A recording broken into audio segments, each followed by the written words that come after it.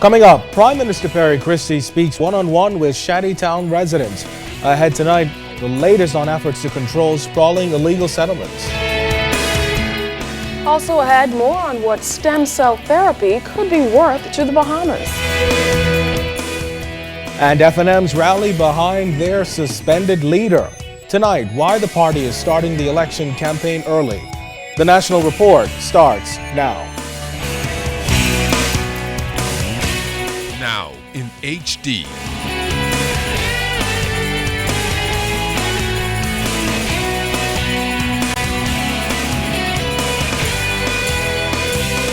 ZNS Network presents The Bahamas Tonight. This segment of the news is brought to you by BTC, powered by Lime. Good evening, everyone. I'm Keishla Adderley. And I'm Candino Knowles. As always, it's good to have you with us. Topping the news, Prime Minister Perry Christie, Minister of Housing Ken Dorset, Agriculture Minister V. Alfred Gray, and Labor Minister Shane Gibson today toured government properties which are being used for purposes other than farming or agriculture. Well, the government is seeking out solutions to address the proliferation of shantytowns in particular in a manner that is humane but yet firm with the legal system. Charisma Robinson tagged along and has the story. Agriculture Minister V. Alfred Gray says land initially granted by the government for farming purposes is now used for many other reasons, shantytowns, churches, and even apartments. Gray says this can no longer go on as he and other government officials toured one of those communities which exist on land vested in his ministry. The government has not, in my view, been aggressive in its inspection processes. Since we came to office in 2007, I had mandated the Department of Lands in my ministry to go out and find what's going on. As a result of those inspections, we're here today because we found things going on that should not be going on. And my ministry alone cannot find a solution to this problem.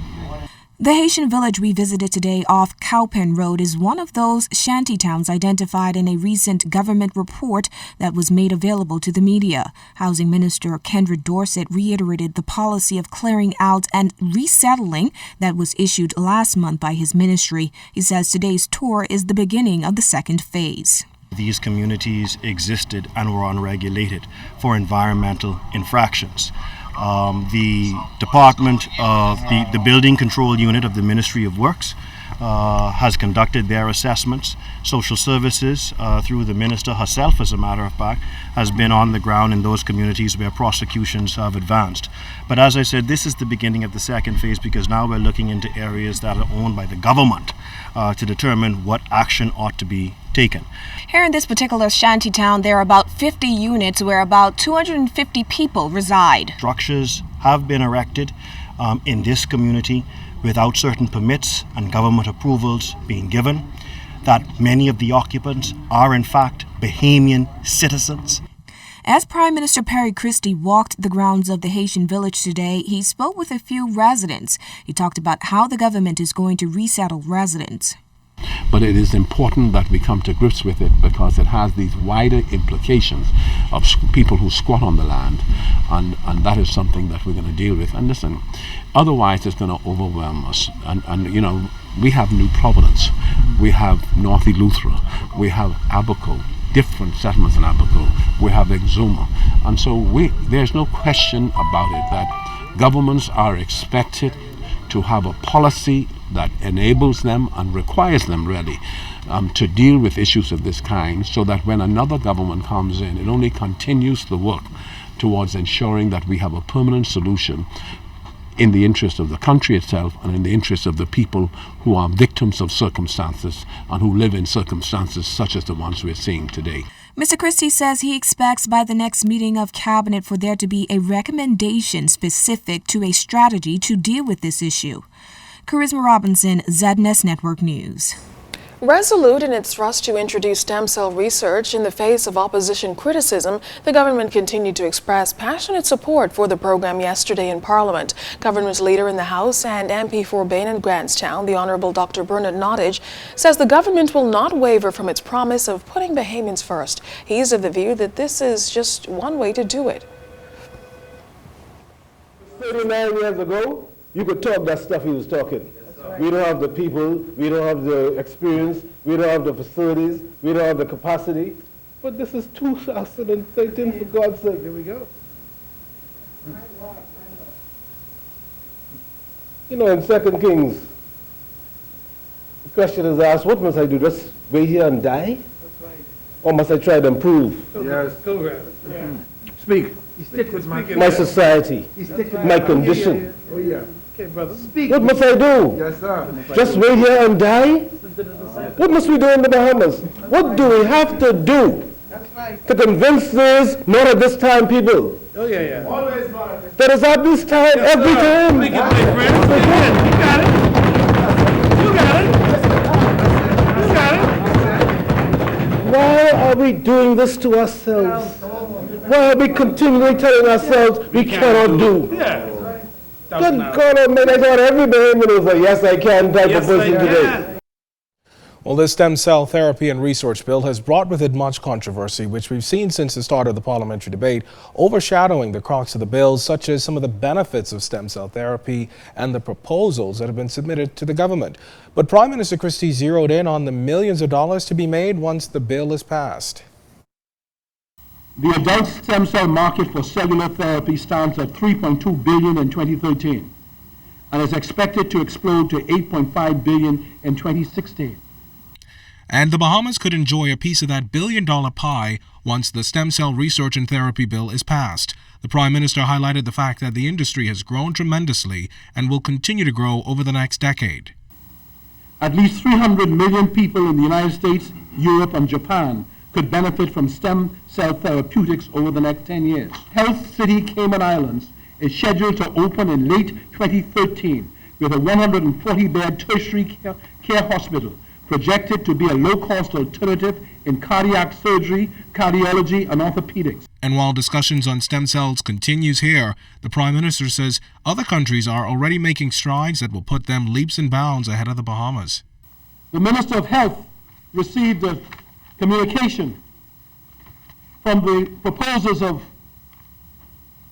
Oceanus to indicate that Australia has just passed the law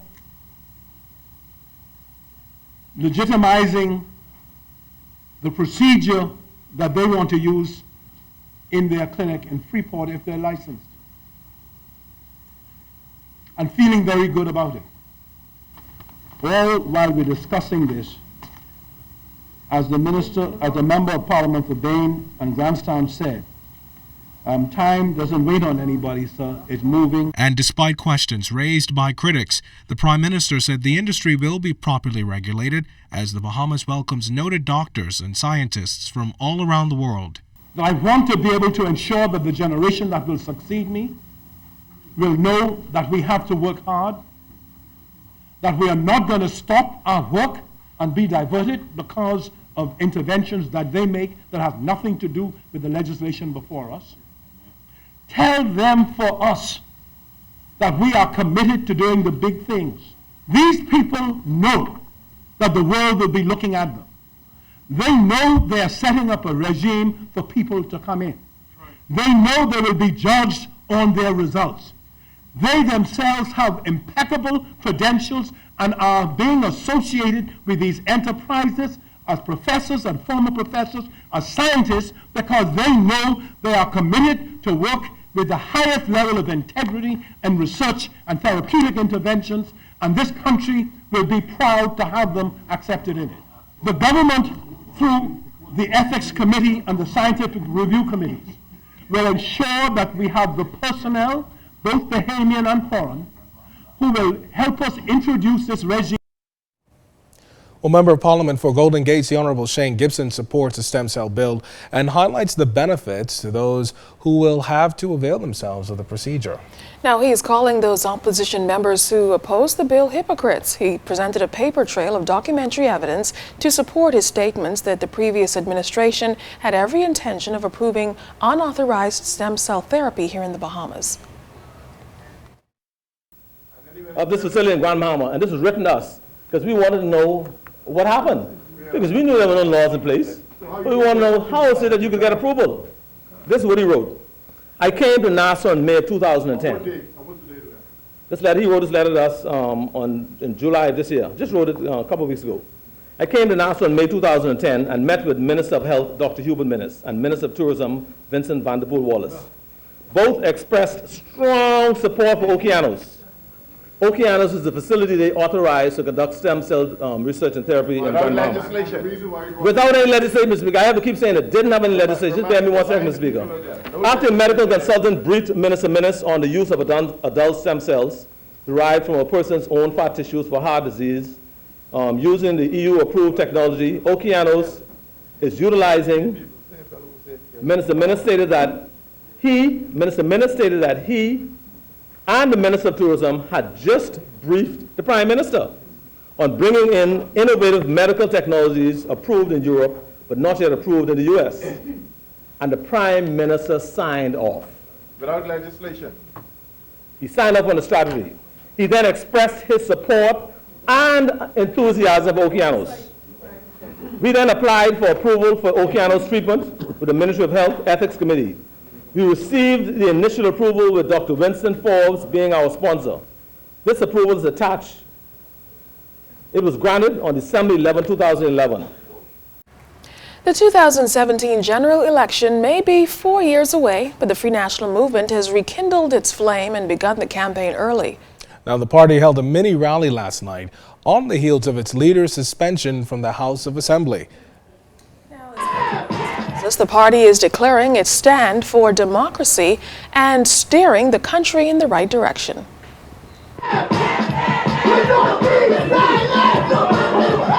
The mood was quite reminiscent of the 2012 election campaign.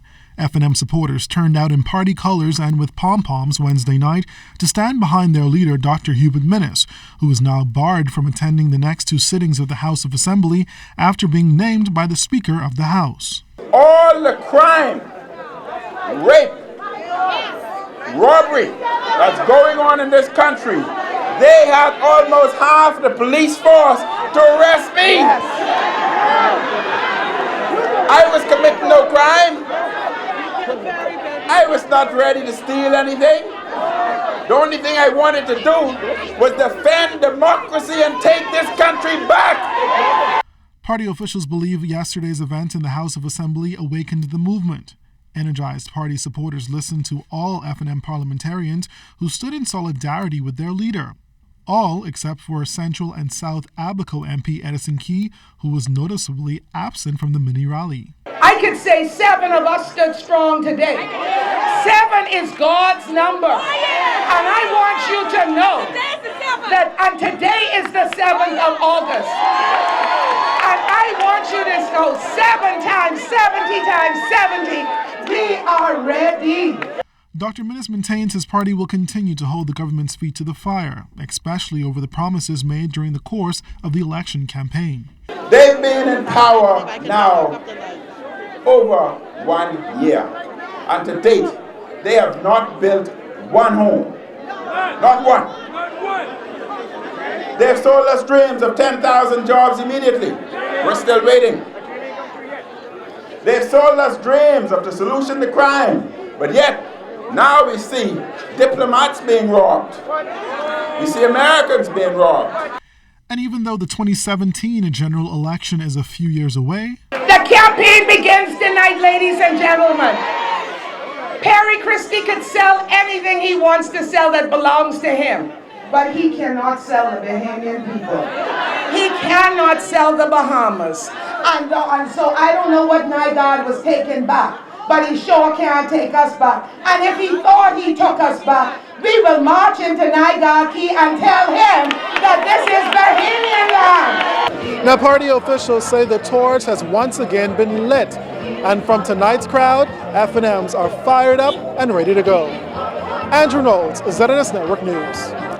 Well, PLP Chairman Bradley Roberts asserts that FNM leader Dr. Hubert Minnis is confused about the difference between democracy and anarchy.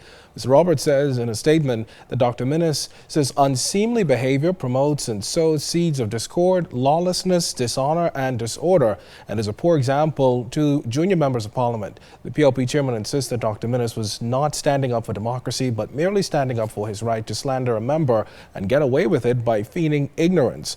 What's more, Mr. Roberts says, as a medical doctor, the opposition leader appears diametrically opposed to the advancement of medical science in the Bahamas and lacks faith in the competence of Bahamian professionals, even though he claims to believe in Bahamians. He also noted the irony in the medical fraternity, as not one medical doctor has aligned themselves with the views of Dr. Minnis on this issue. He admonished the opposition leader to follow the example of his only parliamentary colleague, Edison Key, who supports the stem cell initiative as good and positive for the future growth and development of the Bahamas.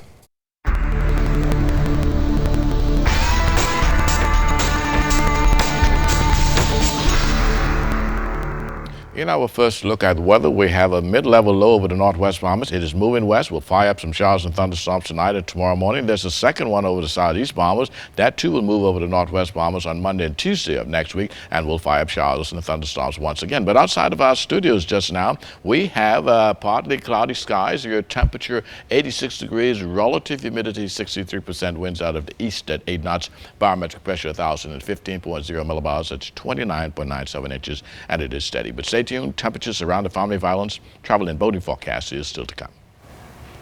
The two males accused of raping a female visitor made their first appearance in the magistrate's court today. Fort Carey tonight tells us that the two are facing one criminal charge in connection with that incident. 18-year-old Peron Nose, pictured in the orange shirt, and 18-year-old Dino Bethel in the green shirt, appeared in the magistrate court this Thursday.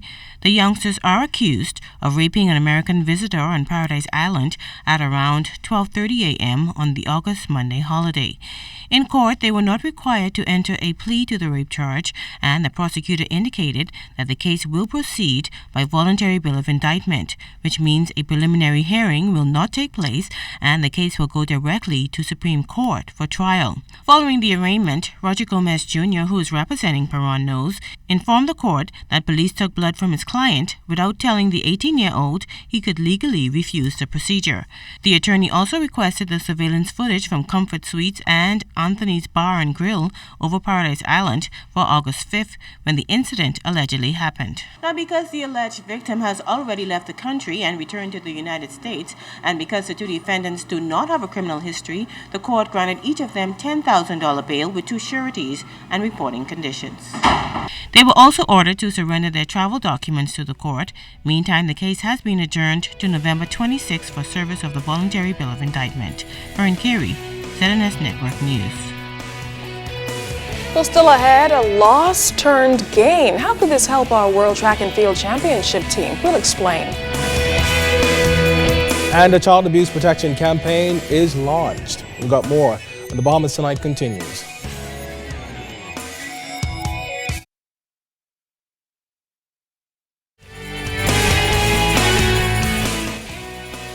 This portion of the news is brought to you by Shell Helix Ultra. Performance you can see.